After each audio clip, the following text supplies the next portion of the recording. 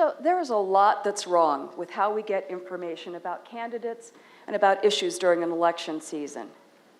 And sadly, many of us end up making our voting decisions based on some pretty questionable information. If you look at the political landscape, it's easy to blame politicians because they don't talk to reporters very much, and when they do, they really only go to sources that are likely to give them favorable coverage. It's also really easy to blame the media for focusing too much on political scandals or intrigue or whatever the tweet of the day happens to be.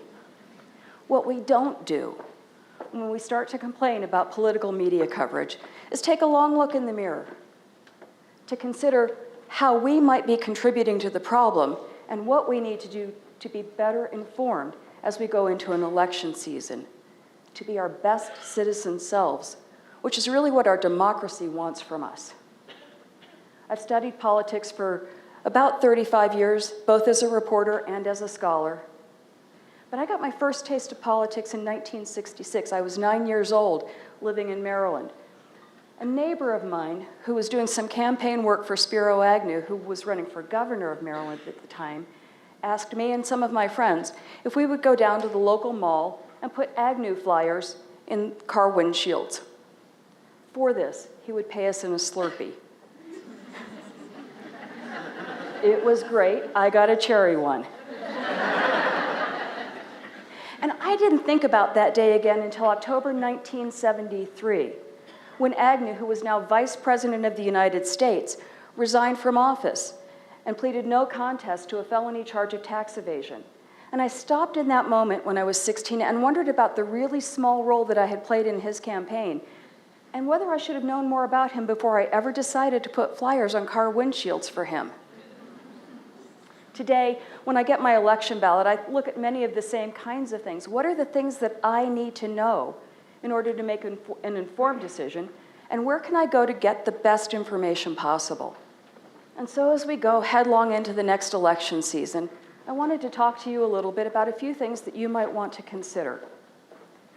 So first, if you don't live in Iowa or New Hampshire, which are the first two states to have primary nominating contests, then your chances of meeting somebody who is running for president are slim to none. And it's not much better when it comes to meeting candidates who are running for state office.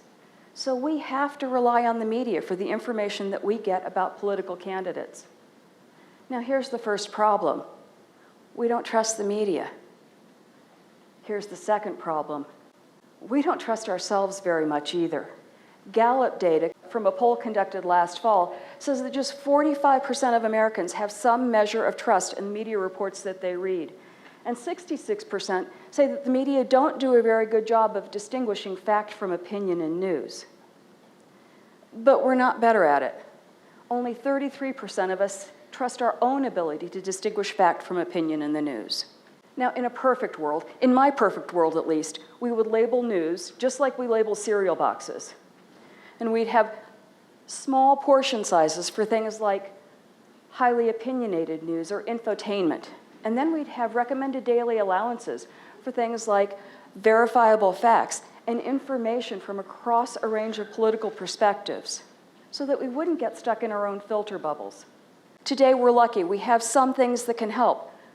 Web browser extensions like NewsGuard or Trusted News can tell you if your news is coming from a quality source of information. Of course, you have to trust their definition of what quality is. This means that mostly it is up to us. The best data we have right now says that the average American spends anywhere from 24 to 72 minutes on news and information on any given day. That's everything. That's your local news, sports news, entertainment news, whatever the Kardashians happen to be up to that day. The question is, how do we make the best use of those very precious minutes to have greater confidence in the information that we take into an election season and our voting decisions? One of the first things we have to do is realize that we have our own biases. Researchers in the 1990s asked Republicans and Democrats to read the same set of news stories. Republicans who read the coverage about politics reported saying that the news was very biased against Republicans and in favor of Democrats. The Democrats who read the exact same news stories said that it was biased in favor of Republicans and against Democrats. More recent data tells us that people who identify as either very liberal or very conservative are much more likely to see bias in news reports than people who report being politically moderate. And as it turns out, the news source matters. So in another study that was done recently, Republicans and Democrats were given stories to read. Republicans were given a story from the New York Times. One group was told that it was from the New York Times, and they rated it pretty low in terms of credibility. Another group of Republicans, not told that the story was from the Times, rated it much higher. Democrats didn't do better. Given a story from Fox and told it was from Fox, they rated it pretty low in credibility. Given a story from Fox and not told that it was from Fox, they rated it much higher. What this tells us is that we have our own lenses, our own biases, if you will, and that these lenses color our ability to judge news and trust it. And so we have to understand that. We have to recognize that some of the bias that we see in the media is the bias that we bring to the media. And we have to correct for that. We have to learn to read and listen and view with an open mind. Now, that is not easy for people. It's a complicated world, and most of us spend a lot of time trying to reduce the number of challenges that we face, and especially challenges that come from information that may cause us to question some of our own long-held attitudes and beliefs. But it is what we are required to do. Instead, we go to comfortable news sources, things that are very familiar, news sources that feel as cozy as your favorite pair of PJs. And in doing that, we actually shortchange our country and ourselves. Just recently in a class I was teaching, I was showing a video from a white supremacist rally in North Carolina. A couple of minutes into the video, a young woman got up and walked out. I didn't think much of it because, well, sometimes students leave my classes. It happens. Later, she emailed to say that the reason that she left was that the video made her uncomfortable. She didn't like what was being said in the video clip, and she didn't think it was right of me to show that to students or to make them feel uneasy. Now, as it turns out, she had no issue with the clip from Finding Nemo that I had shown earlier in the class, or with the Budweiser Super Bowl ad that featured the Clydesdales and this adorable Labrador puppy. But she didn't want to see anything that was unsettling, and most of us don't, and so we stay in our comfort zones. But staying in our comfort zones when it comes to news is a big part of the problem, especially, as it turns out, for undecided voters. A recent study out of Princeton University tells us that undecided voters who rely on just one source for their news and information are 20% more likely to have their voting decision pushed in the direction of a particular candidate than undecided voters who read more broadly. What's just as concerning is that these one-source undecided voters don't even realize how much their opinions and attitudes are being shaped by their very comfortable news organizations that they go to. So if we want to be better and more informed voters, we have to start being more comfortable with being uncomfortable with information. We have to learn to read across the political spectrum. Now, the good news is there's an app for that. The one that I use is actually called Read Across the Aisle, and it gives users access to about 20 different news sources from the left, the center, and the right. What's more challenging, however, than reading across the aisle, because there is an app for that, is considering that sometimes our conclusions and opinions might be wrong, or at least not entirely right, and then being open to modifying them as a result of new information. It's what Aristotle asked us to do when he talked about finding a middle ground solution to issues of the day. It's also what our nation's founders asked of us when they embedded in our very form of government the idea that when we disagree with people, we should sit down and have a conversation, discuss our differences, and then find common ground where we can meet. Again, this is really challenging for people. It takes us out of our comfort zones, and it sometimes causes us to question the very things that we think are right. But it's also our duty as citizens. We also need to become smarter about information, and especially distinguishing what's real from what's not. In the 2016 election cycle, a story that circulated online and was picked up by Donald Trump's campaign manager, Corey Lewandowski, and retweeted, turned out to be complete fiction. The story claimed that people were being paid $3,500 to protest at Donald Trump rallies. You might remember it. They weren't. Instead, a guy named Paul Horner, who ran what he called a satirical news website, put out an ad on Craigslist. He then hired himself as a protester, interviewed himself for a story, and published a story on his own fake ABC News website about being a hired protester at a Donald Trump rally. Now, how are you going to know? It's really not all that easy.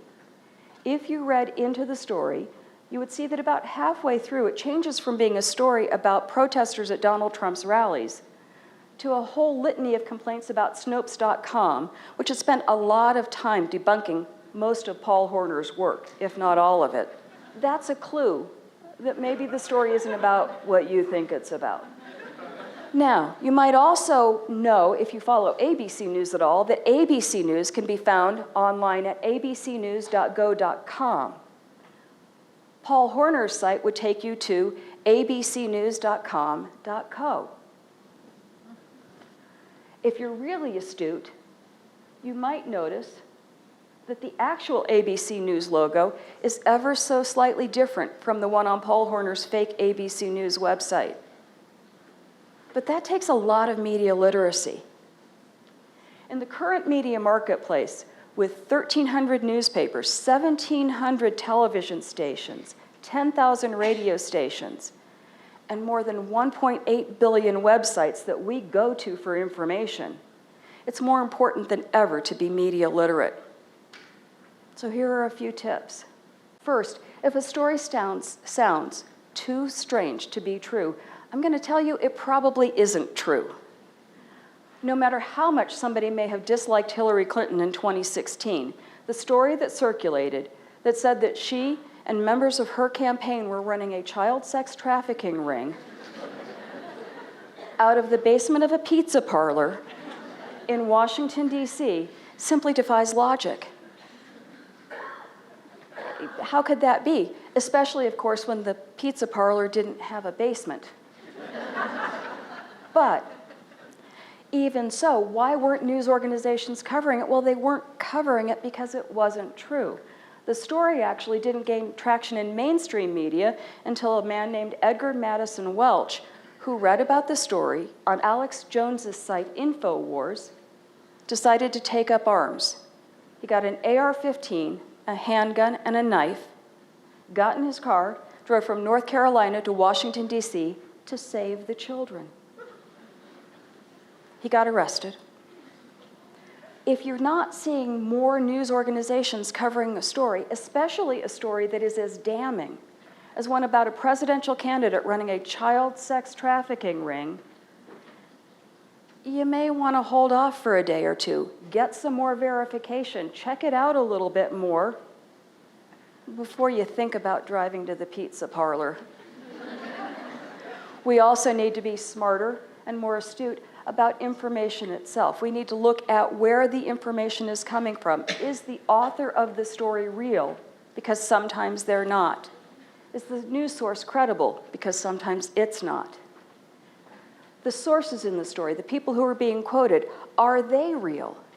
And if they are, do they have the expertise and the authority to talk about the topic that they're actually being asked to talk about in the story? Then you want to look at the story itself. Is it original reporting, or is it mostly a rehash of what somebody else has done with a lot of opinion layered on top of it? And are there hyperlinks that you can go to look at, to get more information? If it's a really complex story or a controversial story, does the news organization include a sidebar or something that tells you how the reporting work was done and why? All of these are indicators that the news that you are looking at is higher quality. In the next election cycle, we will be more challenged than ever with news that we should question. Technology right now makes it possible for people who want to trade in misinformation to do it easily. New video technology makes it possible for people to even put words in other people's mouths. They're called deepfakes, and you might have heard of them. But the technology is now enabling people to put words in the mouth of Donald Trump and Barack Obama that they have never uttered and never would. So, misinformation and disinformation is a huge problem, and one that we are going to face in the next election cycle, and it's up to us to do something about it. Most of us in this room, I'm assuming, believe in this democratic form of government that we have and the power of it. And if we can believe in the power that we have to tell what's real from what's not, what's fact from what's fiction, what's quality information from what is complete crap, then we can begin to improve the quality of information we use to make our voting decisions. And it's possible, and maybe likely, that if we do a better job as citizens, politicians and the media will follow our lead.